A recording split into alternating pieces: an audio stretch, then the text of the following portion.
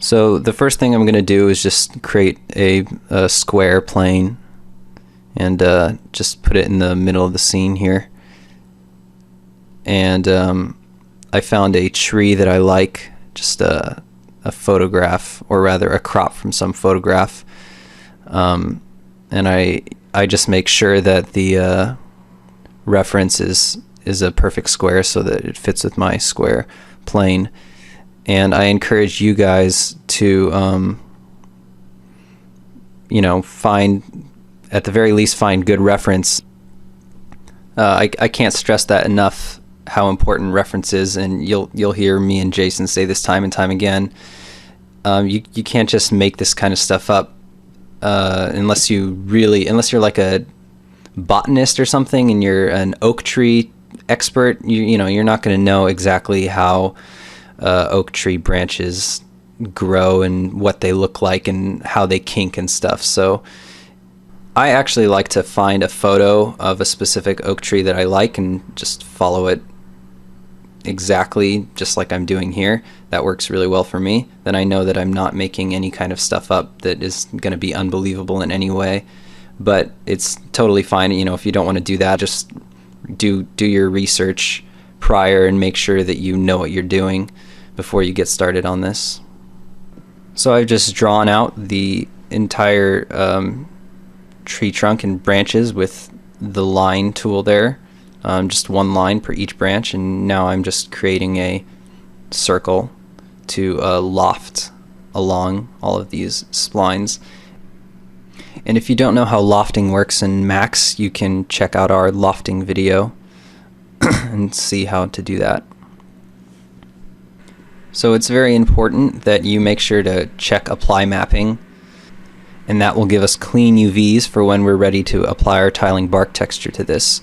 Now I'm just disabling start cap and end cap and lowering my shape steps to 1 because I don't think I need it that round, and using the scale deformer to get the right thickness I want and that nice taper at the top of the trunk or branch there. And that real black shadow is bothering me, so I'm just going to configure and turning that off. Now I'm just going through and lofting that circle shape along each line one by one, and every single time I have to reset all those settings like apply mapping and start cap and end cap and the shape steps and such. I'm not sure if there is a way to just select a bunch of lines at once and just say loft any given shape over all these lines at the same time. If there is a way to do that, I'm not aware of it, and if you guys know a way, I'd love to know, so please post it on the forums or whatever, because I have no idea how to do that. I always just have to go through and one by one make the association. However, each line is going to have a different thickness to it and a different taper to it, so you will at some point have to go through and change all those on a line by line basis. However, it would be nice if you had all the other stuff just with one click, the apply mapping and everything, because currently I'm having to do that many times and it's very tedious. A tip for this scale deformation window: instead of just actually sliding the point down to where you want, if you're going to have very small numbers, say like 2%, it's going to get pretty difficult to have the exact size you want. So you can just select the point like I just did there and just type in numerically a value just with the point selected. And by the way, guys, I'm not on speed right now. This video is just sped up 300%. Now I'm just going to be doing the same thing over and over again here, getting the lofting that circle on each line. So I'm just going to skip through this and skip to the part where I have all my lines lofted. Okay, so here we are. All of the lines have been lofted and my trunk is complete in 2 dimensions. Now we need to add that 3rd dimension, so I'm just going to select all of my splines, or lines rather, and I'm just going to drag them off where my lofts are, and you'll see that my my lofts are still referencing my splines regardless of where they are. So what I'm doing now is I'm just going into sub-object mode of each line and being sure only to move it in Z, move each point in Z to try to give this tree a third dimension. And you can see down at the bottom there that my lofts are updating with my splines as I move them. So the goal here is to try to make up that third dimension and try to make it as dynamic as, you know, our first two dimensions, which we obviously pulled from the photograph. And if we only move in Z, our silhouette from that one angle we made it from shouldn't change, right? Because you know, the verts aren't being moved in X and Y, so we should still have that one angle that we know for a fact will be extremely dynamic, because the reference we used was extremely dynamic and it looks, you know, good. It looks like an oak tree. So with that in mind, we know that this tree is probably going to look, or at least the trunk for this tree is going to look bomb diggity, at least 2 out of the 3 dimensions here. So I think that's what just using straight from a photo really buys us, is that level of believability just right off the bat without doing anything from 2 angles. So that's why I like to model from the photo. Now what I'd like to do is preview kind of how my trunk looks without, you know, all these funky clown colors. So I just duped off all my lofts, and I just used the collapse tool there, and I just converted it to an editable poly and just rotated it 90 degrees.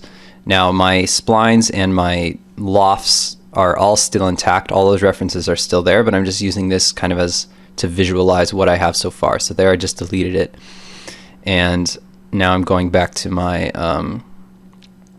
my kind of working setup and refining things further based on how it looked just from that little preview there I made. So now I saw that when I did take a good look at it, I realized that some parts are looking a little bit low poly for my taste. We want this tree, or at least I want my tree, to look kind of next gen and really good. So I'm just going back into sub-object mode of these lines here, and I'm just using the refine tool, which you can find in the there. I just clicked it again, there, whatever that thing is called, I forget. And then you can just click in a midpoint, or just you can click on your line and it'll add a new point for you, and you can further refine your shape. So I'm just kind of smoothing things out, maybe adding some extra kinks and whatnot to particularly the lower branches, which of course are going to be the closest to the player. I think the higher branches, it's not as necessary because the tree is going to be kind of tall and you won't be able to see up there too well. But certainly on the lower branches, we could use some extra refinement. But the higher ones could also, to negate what I just said. Looks like I'm adding more divisions on the higher ones as well. However, not as many.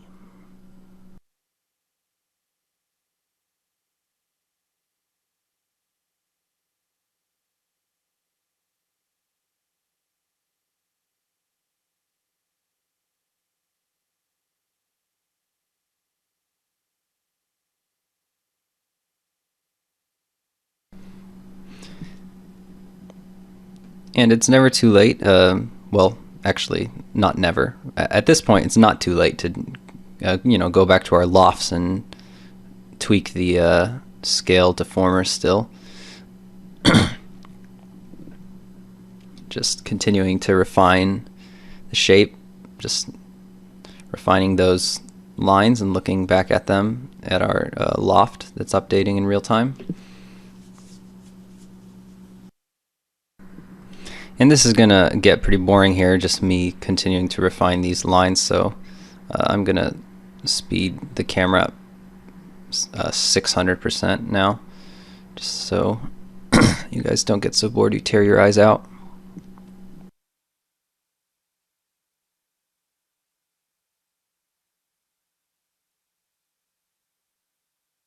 Okay, so now I'd like to once again visualize our tree as one solid color as opposed to 500 different clown colors. So I just select all the lofts and dupe them all and collapse them using the collapse utility. Because I want to leave our whole loft and spline setup intact there. And now I'm at a point where I'm going to worry about triangle count, so I just enable it in the viewport. And it looks like on my main trunk I'd left the path steps really high, so I just go back to our original and turn down my path steps because we really don't need that many. And now I'm just going to select them all again and dupe them off just as I did before. Accidentally selected the circle there, deleting it. Centering my pivot down by the trunk. It's important at some point to have our pivot by the trunk so that when we place this prop in our whatever map editor we're using, you know, it sprouts up from the ground as opposed to halfway in the middle of the tree. And now I'm just going into the sub-object mode and kind of beveling things and cleaning up some sharp edges, which technically I could do in the spline, but I don't know, everyone does things differently. I just chose to, in this case, use the just one giant editable poly, just kind of cleaning things up a bit.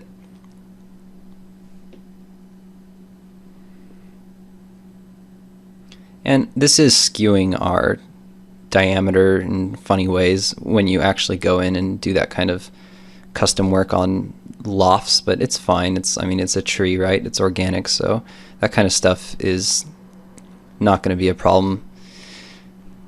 And I'm just extending the trunk down because from, you know, in our photo we had started from ground level and we want a little bit of the trunk to go underground as well, so just extruding those edges down a little bit further by holding shift.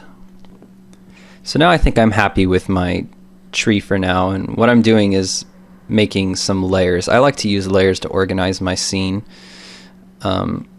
I often keep layers of like kind of my working files, and see, I'm calling that trunk buildup. By buildup I mean the splines and the lofts and the reference and everything. I like to keep all that stuff just in case I ever want to go back and modify something, or I forgot to hit apply mapping on one of the lofts or whatever. I like to keep all that stuff intact, and then I have my like kind of crushed down, so to speak, editable poly version here when I move forward. So I like to use the layer system to do that. You could like hide and isolate stuff, but I think it gets pretty confusing. So and I like to keep my hide and isolate available for when I'm actually working on stuff, without 500 other things popping up when I unhide all.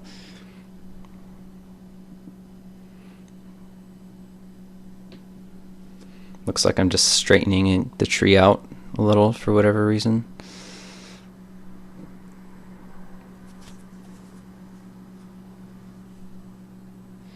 And I'm deciding the trunk extends below ground a little too much, and I want it to flare out a little more at ground level, which for me in this case I like to keep ground level at origin, just 0, 0, 0.